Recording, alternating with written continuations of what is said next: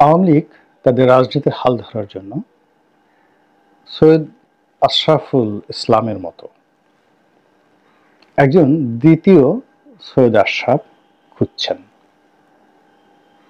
এটাই বাস্তবতা।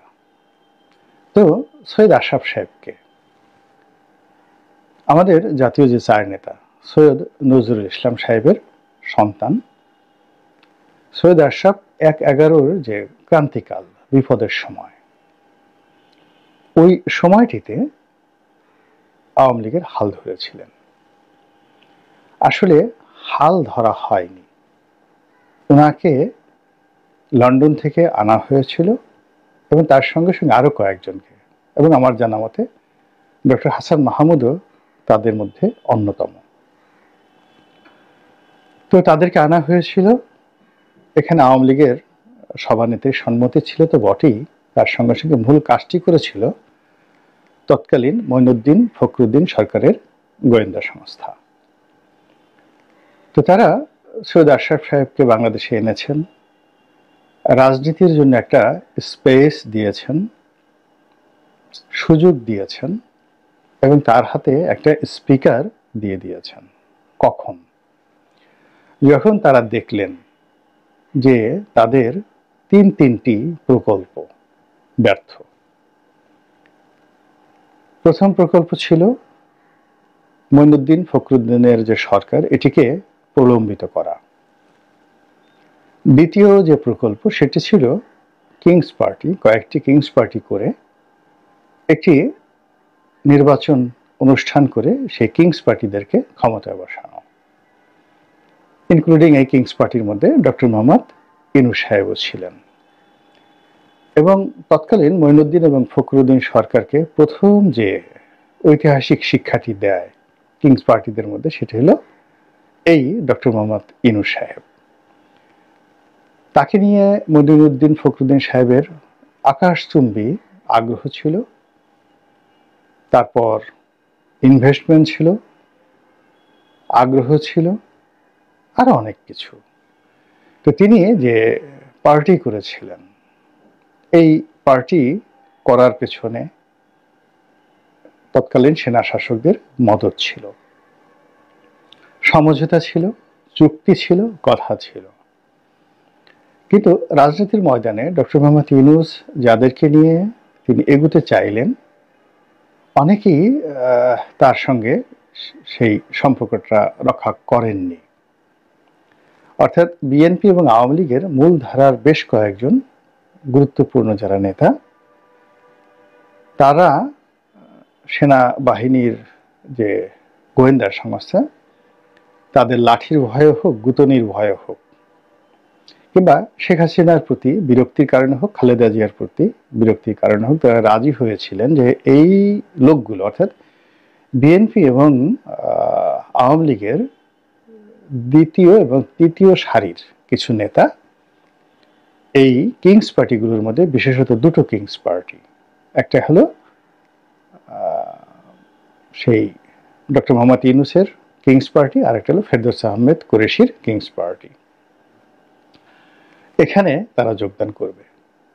এবং এই যে ঢাকার যে সাবেক মেয়র ছিল হানিফ সাহেবের ছেলে খোকন, খোকন কিন্তু এই গ্রুপের নেতৃত্ব দিচ্ছিল আওয়ামী লীগের পক্ষ। এরা তৃতীয় ক্যাটাগরির তখন নেতা।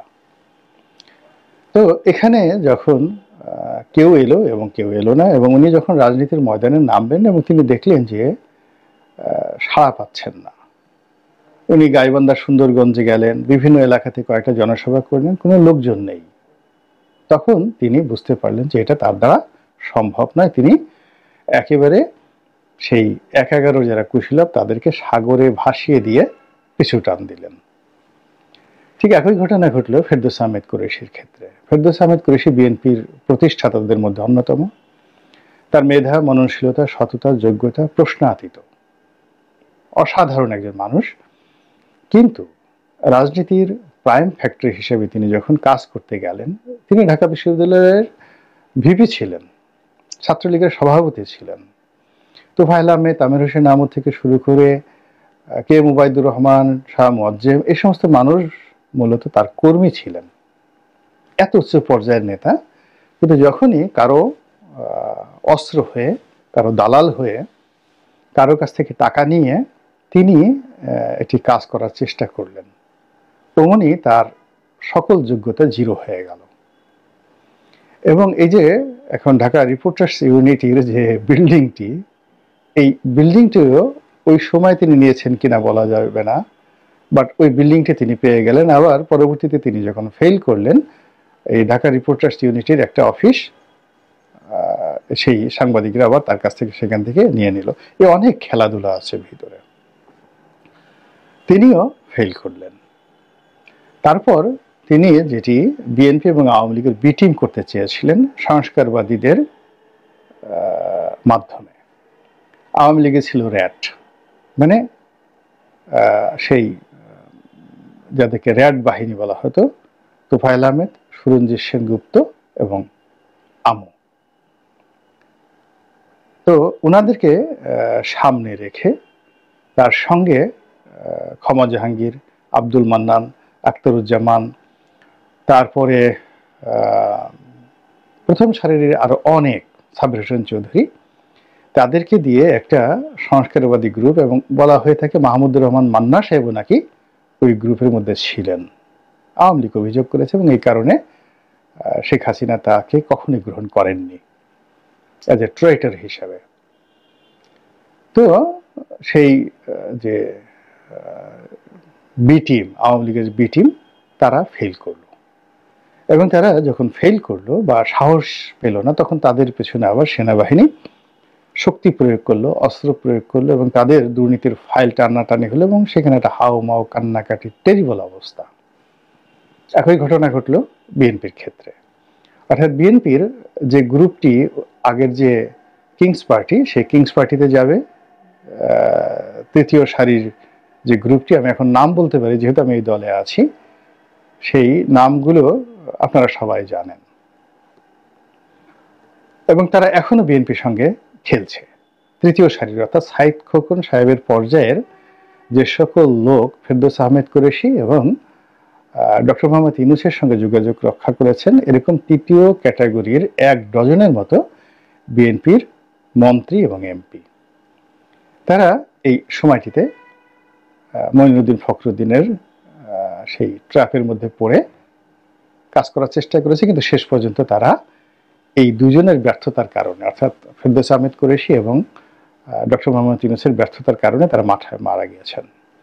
আর প্রথম সারির যারা ছিলেন তাদের মধ্যে জনাব সাইফুর রহমান, আব্দুল মান্নান ভূঁইয়া, তাদের মধ্যে সেই মেজর হাফিজ, এরকম একেবারে প্রথম ক্যাটাগরির যারা নেতৃবৃন্দ আছেন, এবং প্রায় কয়েকশো মেম্বার অফ পার্লামেন্ট প্রার্থীরা এই বিকল্প বিএনপি তারা তৈরি করার চেষ্টা করেছে, এবং ওখানে আর্মি সর্বশক্তি দিয়ে এই বিএনপির অফিস দখল করার জন্য চেষ্টা করেছে। আপনার মনে আছে যে ব্রিগেডিয়ার সাখাওয়াতের হুকুমের নেতৃত্বে বিএনপির অফিসে তালা দিয়ে দেওয়া হয়েছিল। তারপর সেই অফিস আবার তালা খুলে মেজর হাফিজের নেতৃত্বে আবার সেই অফিস দখল করার চেষ্টা হয়েছিল। এরকম বহু ঘটনা 11-র সময় ঘটেছে এবং সব ফেল করেছে। অবাক করার ব্যাপার হলো যে মানুষ ব্যর্থতা থেকে শিক্ষা নেয় না, ঠিক সেম ঘটনা এখন বাংলাদেশে আবার ঘটছে, এবং এখনো বিএনপি এবং আওয়ামী লীগকে নিয়ে খেলা হচ্ছে। তো যেটা বলছিলাম, যখন এরকম খেলাধুলায় ফেল করলো, তখন 11 যারা কুশীলব তারা বিএনপিকে মাইনাস করে দিল, যে বিএনপির সঙ্গে হবে না, এবং বিএনপিকে রাজপথে ছেড়ে দিল। এবং সেখানে খন্দকার দেলোয়ার সাহেব নেতৃত্বের পর্যায়ে চলে এলেন। আর তারা সিদ্ধান্ত নিল, এটা 2007 সনের দিকে তারা সিদ্ধান্ত নিল আওয়ামী লীগকে ক্ষমতায় আনবে। এখন ক্ষমতায় আনার জন্য তারা সেই আওয়ামী লীগকে রিভাইভ করতে চাইল। কোনো বিকল্প না, সংস্কারবাদী না, কিছু না, একেবারে শেখ হাসিনার আওয়ামী লীগ। এবং সেই কাজটি করার জন্য তারা সৈয়দ আশরাফ সাহেবকে এখানে লাইমলাইটে নিয়ে আসলো আওয়ামী লীগের সুপারিশে। জিনিসটা দেখেন তো, মানে রাজনীতির কুটচাল কোথায় যায়। এখন সারা বাংলাদেশে সবাই কাঁপে, তোফাইল সাহেব কাঁপেন, আমু সাহেব কাঁপেন, কিন্তু সৈয়দ আশরাফ সাহেবের মতো মানুষ কাঁপেন না। এই এখন সমন্বয়কদের যেভাবে শক্তি, তারা সার্জিসের যেরকম শক্তি, ওরকম সৈয়দ আশরাফ সাহেবের শক্তিমত্তাটাও ওই সময়টাতে দেখা গেল। মহাবীর কথা বলছেন তিনি, পেছনে তাকে সেনাবাহিনী সহযোগিতা করছে, প্রশাসন সহযোগিতা করছে, এবং তিনি আওয়ামী লীগের যে জনপ্রিয়তা, এটাকে তিনি ব্যবহার করছেন। এবং একটা সুন্দর নির্বাচন হলো 2008 সনের 29শে ডিসেম্বর, এবং সেখানে আওয়ামী লীগ ক্ষমতায় চলে আসলো, সৈয়দ আশরাফ কিংবদন্তি নেতা হলেন। তো সেই একই প্রেক্ষাপটে এখন আবার আর একজন সৈয়দ আশরাফ সাহেবের খোঁজ করা হচ্ছে। আপনারা কি বুঝতে পারছেন যে আমি যে কাহিনীগুলো বললাম, সেই কাহিনীর এই প্রেক্ষাপট যদি আপনি 2024 সনে বিশ্লেষণ করেন, তাহলে কেন আবার সৈয়দ আশরাফের নাম আসলো, কেন তোফায়েল সাহেবের নাম বললাম না, কেন আমির হোসেন আমু সাহেবের নাম বললাম না, বা অন্য কারো নাম বললাম না, এখানে সৈয়দ আশরাফ সাহেবের নাম কেন বললাম, আর এখানে বিএনপির নাম না বলে কেন আওয়ামী লীগের নাম বললাম, সম্ভবত আপনারা সেটা আন্দাজ করতে পেরেছেন। রাজনীতির যে শতরঞ্চি রয়েছে, দাবার চাল রয়েছে, এখানে অসম্ভব রকম ঘটনা ঘটে। সন্তান সিংহাসনের জন্য তার মায়ের চোখ উপড়ে ফেলে, পিতা তার সন্তানকে টুকরো টুকরো করে নদীতে ভাসিয়ে দেয়, শুধুমাত্র রাষ্ট্র ক্ষমতার জন্য। এটা এখনো প্রযোজ্য, আগেও ছিল, এখনো প্রযোজ্য।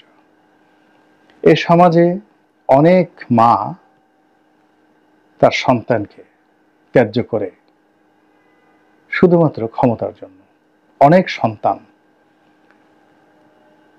শুধুমাত্র রাজনীতির ক্ষমতা এক হাতে হ্যান্ডেল করার জন্য বৃদ্ধ বৃদ্ধা বাবা মাকে আস্থা করে ফেলে দেয়, অসুস্থ বানিয়ে ফেলে, স্লো পয়জনিং করে, মেরে ফেলে। এরকম ঘটনা সারা দুনিয়াতে ঘটে। তো কাজেই আপনি রাজনীতি যদি করতে হয়, রাজনীতির সুফল যদি আপনাকে ভোগ করতে হয়, এবং রাজনীতির কুফল থেকে যদি আপনাকে বাঁচার উপায় খুঁজতে হয়, তাহলে এই যে অন্তর্নিহিত যে গেম, রিগেম, মিক্স অ্যান্ড রিমিক্স, এগুলো সম্পর্কে ওয়াকিফাল হতে হবে।